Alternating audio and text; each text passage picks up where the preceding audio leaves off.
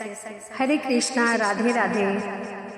जैसा कि आप लोग जानते हैं कि ज्येष्ठ का महीना शुरू हो चुका है और ज्येष्ठ के महीने में मैं प्रतिदिन आपके लिए जेठ माह की कथा अध्याय लेके आया करूँगी। आप उसका श्रवण पान करिए, भगवान हरि का ध्यान करके कथा को सुनिए, आपको अवश्य लाभ मिलेगा। कहते हैं कि जेठ का महीना बहुत ही पतित पावन है। उस महीने में हमें ज़्यादा से ज़्यादा जल का दान देना चाहिए क्योंकि गर्मी अधिक होती है इस वजह से, और कथा कहानियाँ सुननी चाहिए, पूजा पाठ करना चाहिए जिससे लाभ मिलता है। तो आइए ज़्यादा देरी न करते हुए मन में श्री हरि का ध्यान करते हुए, श्री गणेश का ध्यान करते हुए हम ज्येष्ठ मास की कथा अध्याय 1 शुरू करते हैं। एक बार बोलिए श्रीमन्नारायण की जय। तो आइए सुनते हैं। पहले अध्याय में हम सुनेंगे जल दान का महत्व। एक बार ऋषियों की सभा में सभी ऋषि एक स्वर में स्कंद जी से बोले कि हे पशानन, हम लोगों ने विस्तार पूर्वक वैशाख मास का महत्व भी भली प्रकार से सुना है, परंतु फिर भी मन को तृप्ति नहीं हुई है। इसीलिए सबको संतुष्ट कर देने वाली ज्येष्ठ मास की महात्म की कथा को कृपा करके कहिए, जिसके द्वारा सुनने वालों के पाप नाश हो। इस ज्येष्ठ मास का देवता कौन है, इसके सेवन से क्या फल प्राप्त होता है तथा इसके सेवन की विधि क्या है, ज्येष्ठ मास में हमें किस देवता की पूजा करनी चाहिए, यह वार्ता हमसे कहिए। स्कंद जी ऋषियों से कहने लगे कि आप लोगों ने लोक कल्याण के लिए अत्यधिक उत्तम प्रश्न किया है। मैं आप लोगों से ज्येष्ठ मास के महात्म को कहता हूँ। जिस प्रकार सब देवताओं से श्री विष्णु भगवान बड़े हैं, प्रशंसा के लायक हैं और पूजा जगत के कार्य करता है, उसी तरह यह ज्येष्ठ मास में सब दिन ज्येष्ठ है और पर्व के समान है। इसलिए यह मास सब लोकों में श्रेष्ठ माना गया है। इस ज्येष्ठ मास में शौच आदि से निवृत्त होकर प्रातःकाल स्नान आदि करके हमें ज्येष्ठ मास में पूजा पाठ अवश्य करना चाहिए। जिस प्रकार द्वादश में तीर्थ में स्नान, गंगा स्नान लोगों को पवित्र करती है, समस्त पापों के नाश के लिए ज्येष्ठ मास में स्नान कर और दशाश्वर मेधेश्वर का दर्शन करे तो स्नान करता फिर दूसरी बार जन्म नहीं लेता, उन्हें वैकुंठ लोक की प्राप्ति होती है। इस ज्येष्ठ मास के दिवस पुण्य आत्मा और धर्म युक्त जिस ज्येष्ठ मास में पाप नाशनी और सुंदर स्रोत वाहने गंगा अवतरित हुई है।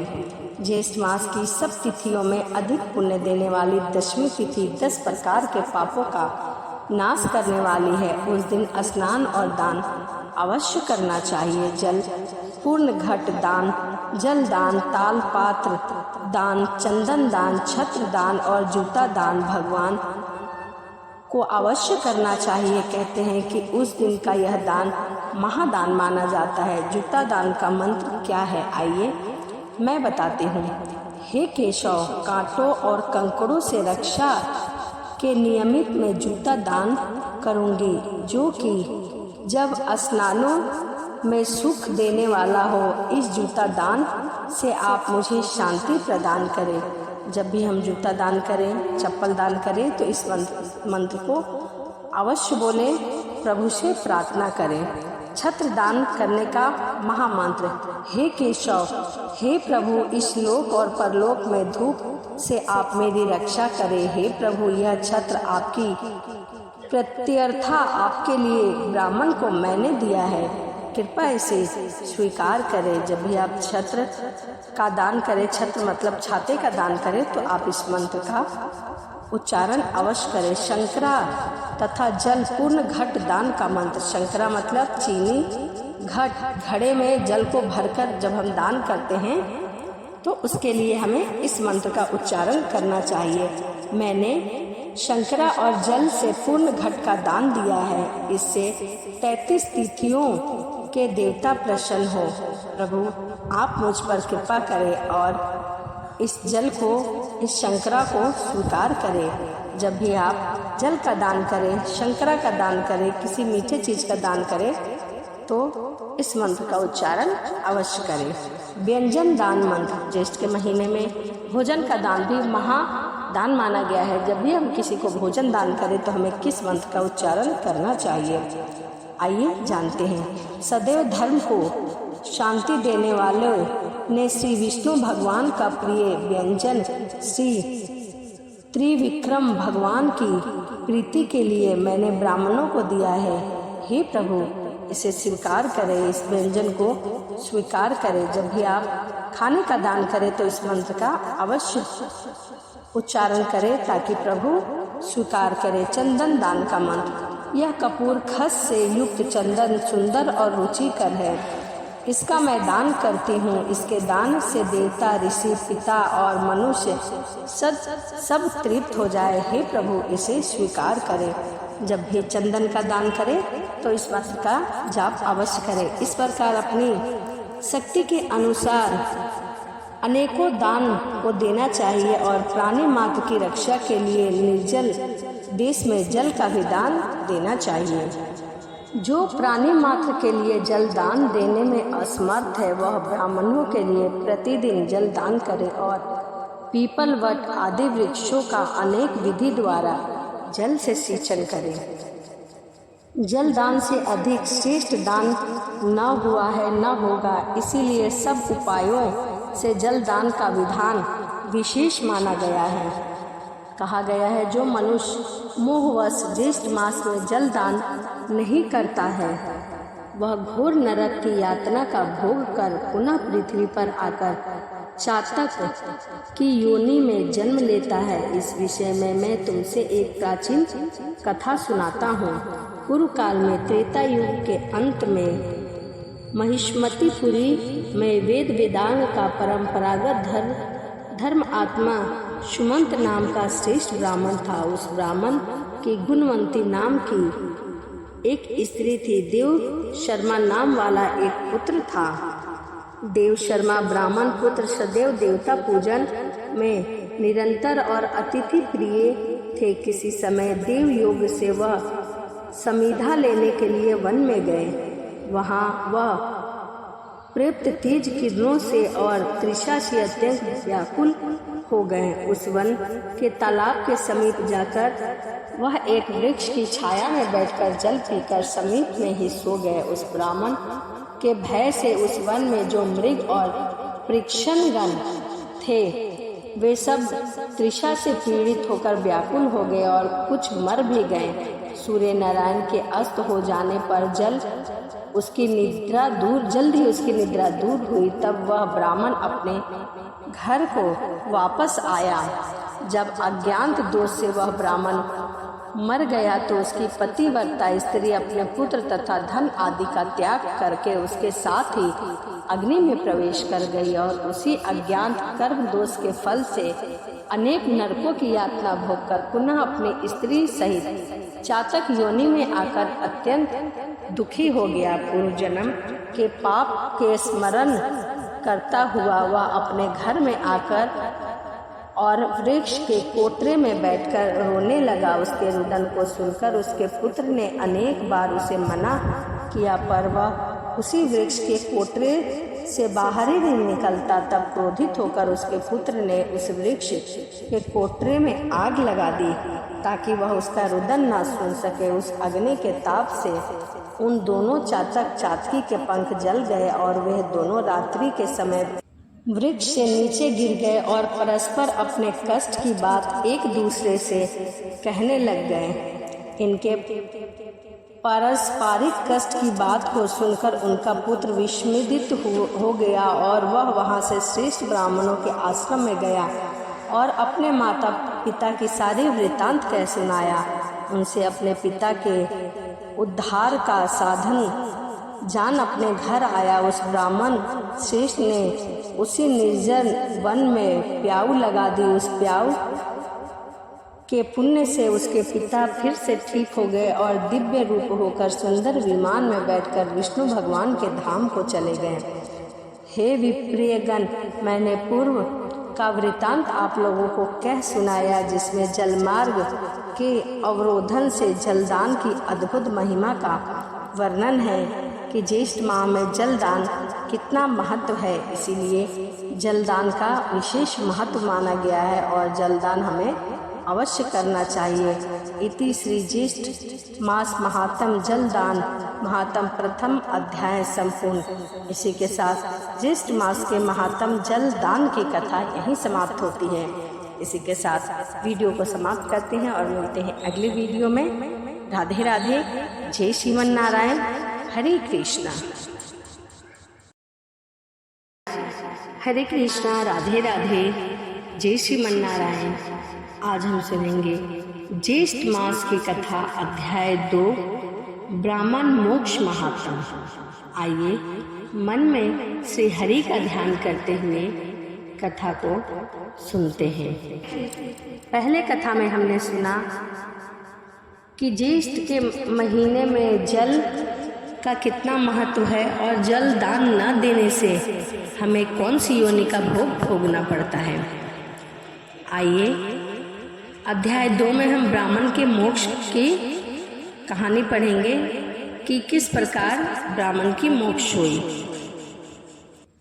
स्कंद जी कहने लगे कि हे ऋषियों, ज्येष्ठ मास में देवताओं की संतुष्टि के नियमित प्रतिदिन ब्राह्मणों को दही और चावल का दान देना चाहिए।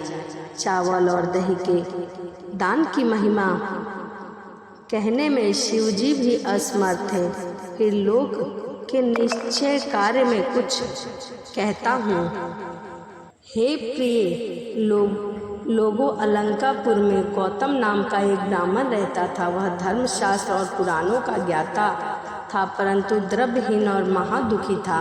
उसने अपने कुटुंबियों के पालन पोषण के लिए समस्त कर्मों को किया और शुभ तथा अशुभ फलों को जानता हुआ भी वह हर प्रकार का दान ले लेता था। ब्राह्मण को चाहिए कि वह उचित ही दान ले, अनुचित ना ले, और जो उसके योग्य हो वही दान ले।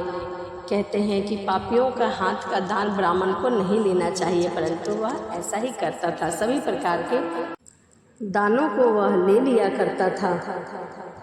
फिर चोरों का साथी होकर चोरी करने भी जीविका करता रहा, परंतु फिर भी जब उसे कुछ न सूझा तो समस्त कुटुंबियों का त्याग करके वह पाप बुद्धि बलि के लिए गए प्रेत पिंड की जीविका को शुद्ध से आतुर होकर करने लगा और वह सभी गलत कार्यों को करने लगा अपने कुटुंबियों के लिए। इस प्रकार शमशान में रहकर बलि खाने वालों के साथ सब करने को त्याग बलि भोजन करने लगा और शक्तिहीन वृद्ध अवस्था में जीव तथा शियानु हो गया। भोजन करने पर उद्दिष्ट पात्रों को तथा समस्त बलिदान देकर उसने अन्य को काकों तथा दूसरे पक्षियों को देकर स्वच्छता से उस ब्राह्मण ने स्वयं भी भोजन किया।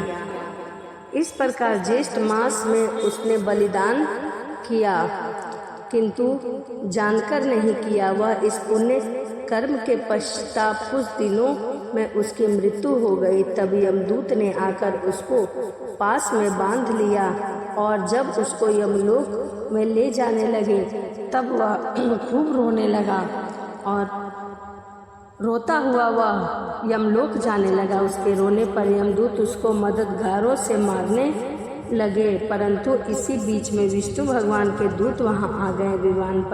विमान पर सवार उन विष्णु दूतों ने यमदूतों को अलग हटा दिया और दिव्य देहधारी उस ब्राह्मण को विमान पर बैठाकर स्वर्ग लोक ले गया। यमदूत उस ब्राह्मण का सब वृत्तांत कहने के लिए यमराज के पास गए और कहने लगे कि हे प्रभु, जब हम उस ब्राह्मण को लेकर आ रहे थे तो उसके समीप गए, तब वहाँ विष्णु गणों ने आकर हमको खूब मारा, क्योंकि वह लोग स्वामी से युक्त थे और हम नाथहीन थे। हमारे स्वामी हमारे साथ नहीं थे। अब हम लोग क्या करें, आज से आपकी सेवा नहीं करेंगे। दूसरे व्यापक स्वामी के पास हम जा रहे हैं। दूतों के ऐसे वचन सुनकर यमराज अत्यंत क्षुब्ध हुए और शीघ्र भैंस पर सवार होकर दंडधारी यमराज ने क्षण मात्र में वहां पहुंचकर विष्णु दूतों के सामने ही उनको भी दंडित किया। वे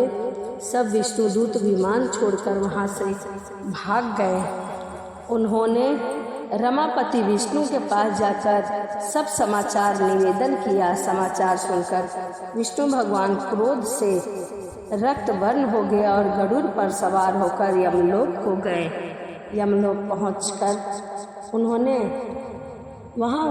इंद्र आदि सब देवताओं के साथ लेकर यमराज से युद्ध किया। सब देवता लोग यम दंड से अत्यंत पीटे जाने पर दसों दिशाओं में भाग गए। उस समय भगवान विष्णु क्रोधित होकर चक्र से यमराज का वध कर दिया, क्योंकि वह बहुत ही क्रोधित थे।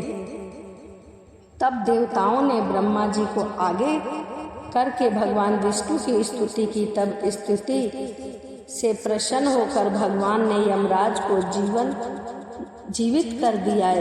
धर्मराज ने भी उस समय भगवान विष्णु को प्रणाम करके कहा कि हे भगवान, मेरे अपराध को क्षमा करें। मैंने घोर अपराध किया है, मेरे इस अपराध को क्षमा करें। मैं पापी हूँ, मुझे ज्ञात नहीं था, इसलिए भूलवश मुझसे यह पाप हो गया है। उन्होंने भगवान नारायण से क्षमा मांगी। उसके पश्चात ब्रह्मा आदि सब देवता अपने अपने स्थान को चले गए। तब अज्ञातवश उस ब्राह्मण ने दही और चावल का जो दान किया था, भगवान ने उसके प्रभाव का वर्णन किया है कि ज्येष्ठ मास में दही और चावल का जो भी दान करता है उसका प्रभाव क्या होता है। यह अज्ञातवश ज्येष्ठ मास में दही और चावल के दान का फल है। यदि जानकर श्रद्धा से दान किया जाए तो उसका क्या कहना। उस ब्राह्मण ने तो अनजाने में ही दान किया था। अतः प्रत्येक उपाय से ज्येष्ठ मास में द्विज जातियों को प्रतिदिन दही और चावल का दान करना चाहिए तथा प्रतिदिन ब्राह्मणों के चरण धोकर सुगंधित चंदन से उनका पूजा करना चाहिए और यथाशक्ति के अनुसार दान करना चाहिए। सुगंधित पुष्प माला विधि प्रकार से पान, आम का पत्ता, लस्सी, शरबत आदि से सत्कार करना चाहिए और सुगंध युक्त होकर पंखों से हवा करना चाहिए तथा ब्राह्मणों का आदर सत्कार करना चाहिए। हे ब्राह्मण, इस प्रकार जो ज्येष्ठ मास में स्नान, दान और पूजन आदि करते हैं वह लोग परम गति को जाते हैं, विष्णु लोक को जाते हैं। इति श्री ज्येष्ठ मासे महात्म ब्राह्मण मोक्ष प्रदान वर्णन द्वितीय अध्याय संपूर्ण। इसी के साथ ज्येष्ठ मास की कथा अध्याय 2 यहीं समाप्त होता है। तो चलिए इसी के साथ वीडियो को समाप्त करते हैं और मैं प्रतिदिन आपके लिए ज्येष्ठ मास की एक अध्याय की कथा लेके आऊँगी। आप लोगों से हाथ जोड़कर अनुरोध है कि कृपया करके कथा का श्रवण पान करिए, कथा को सुनिए, आपको विशेष लाभ की प्राप्ति होगी। तो चलिए इसी के साथ वीडियो को समाप्त करते हैं और मिलते हैं अगले वीडियो में। राधे राधे, जय श्रीमन नारायण, हरे कृष्णा।